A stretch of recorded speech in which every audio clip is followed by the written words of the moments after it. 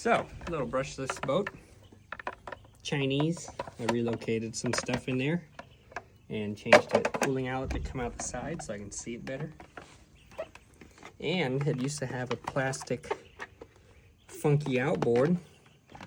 I cut that, trimmed it up, and I put a different aluminum rudder on, so now I can see the rooster tail. It's a self-riding F1 boat, that's why it's got a hole there.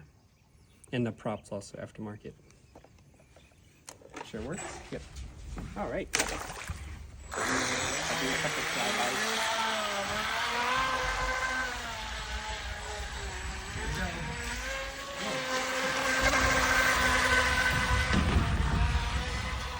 One more flyby. Full speed.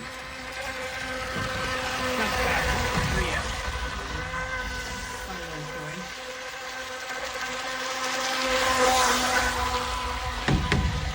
Good job.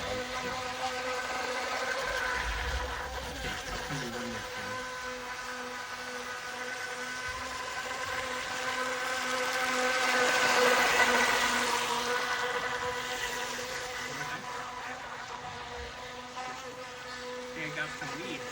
Slow it down, but it's okay.